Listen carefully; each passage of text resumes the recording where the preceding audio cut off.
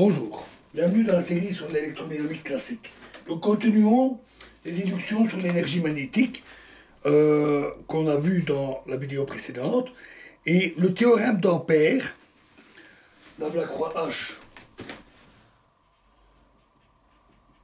égale J, permet de faire intervenir les champs magnétiques et d'écrire que la variation d'énergie delta W est égale à l'intégrale de delta A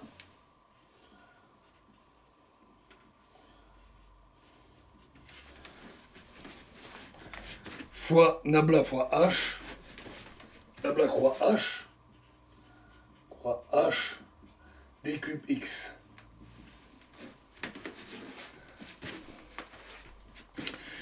L'identité vectorielle, nabla de P croix Q, qui est égale pour tout champ vectoriel à Q nabla croix P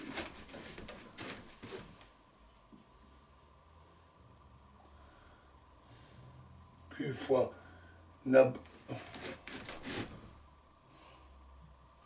Q fois nabla croix P moins P fois nabla croix Q permet à son tour d'écrire que delta W est égal à l'intégrale de H fois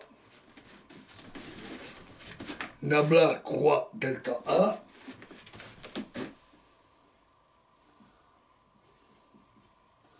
moins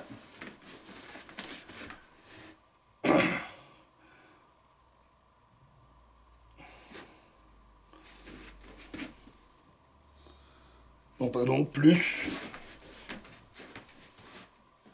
nabla H croix A d cube X.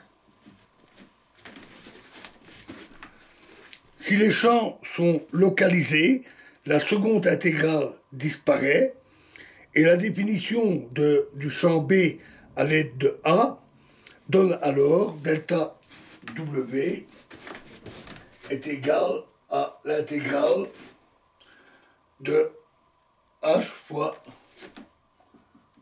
delta B d cube X. Cette relation est l'homologue magnétique de l'équation équivalente en électrostatique. Telle qu'elle est écrite, elle vaut pour tous les milieux magnétiques, y compris les substances ferromagnétiques ou les milieux anisotropes. Si le milieu est paramagnétique ou diamagnétique, de sorte que H et B sont liés par une relation linéaire, on a alors que H delta B, donc ici pas pour les ferromagnétiques, est égal à 1 demi delta de H fois B.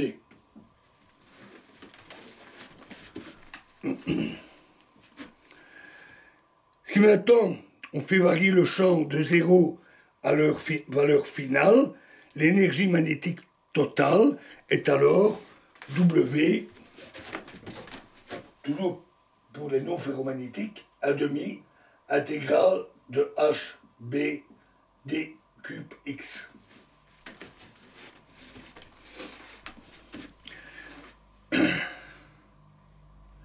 C'est l'analogue magnétique de ce qu'on a vu en électrostatique. L'homologue magnétique de la relation qui exprime l'énergie électrostatique à l'aide de la densité de charge et de potentiel s'obtient ici à partir de la dernière relation qu'on avait vue dans la vidéo précédente, en supposant une relation linéaire entre J et A.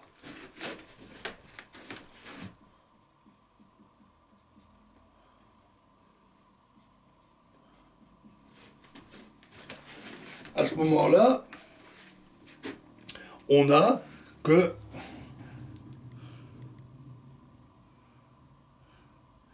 l'énergie magnétique est W égale 1 demi JA d cube X.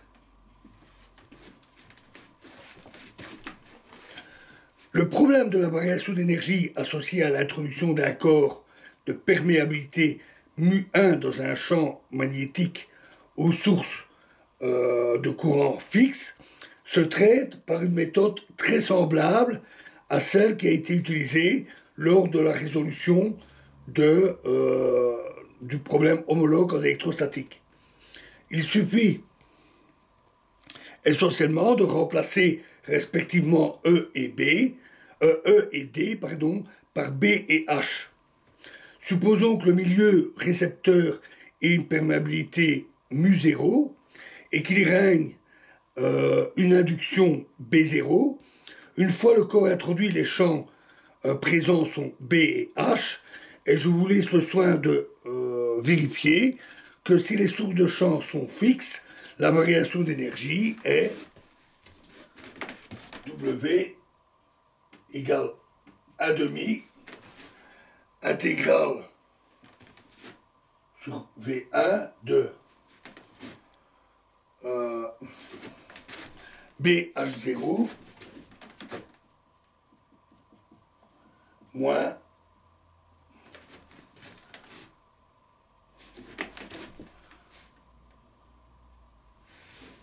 H B0 d cube X, où V1 est le volume du corps qui est introduit.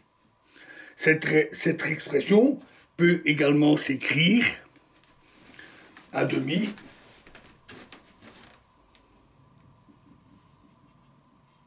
intégrale de μ1 moins μ0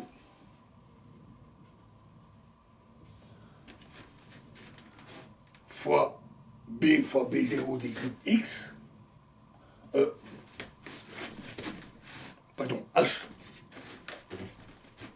H fois H0 d cube X, ou encore 1 demi intégrale de 1 sur μ1 moins 1 sur μ0, μ0 μ1 fois B0 d cube X. Alors, dans ces expressions, si les perméabilités μ1 et μ0 peuvent être fonction de la position, enfin pas μ0 c'est une constante, mais μ1 peut être fonction de la position, par contre, on suppose toutefois qu'elle est indépendante de l'intensité des champs. Si le corps se trouve dans le vide, la variation d'énergie peut s'exprimer à l'aide de la magnétisation. W égale 1 demi intégrale de M fois B0 d cube X. Alors, remarquons que cette relation est au signe près l'équivalent du résultat électrostatique. Alors, cette différence de signe tient au fait que l'énergie correspondant à l'énergie W qui correspond à la variation d'énergie totale qui, survenant lorsqu'on introduit le corps dans le champ, inclut aussi le travail effectué par les sources contre les forces électromotrices induites, et est analogue, et à cet égard, le problème magnétique avec courant fixe est analogue au problème électrostatique avec potentiel fixe sur les surfaces qui déterminent les champs.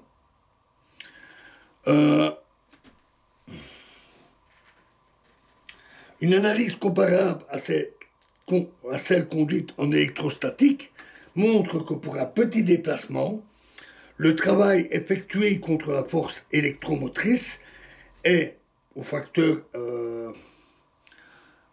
est 2 fois plus importante pour la variation d'énergie que la variation d'énergie potentielle du corps introduit. Et est de signe opposé.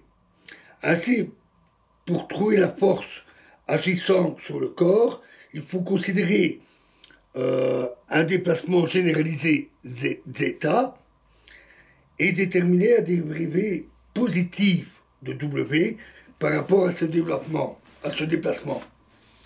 F zeta égale dW sur d zeta J. L'indice J indique que les sources de courant sont fixes. Alors, la différence avec MB, la différence entre cette relation avec la magnétisation et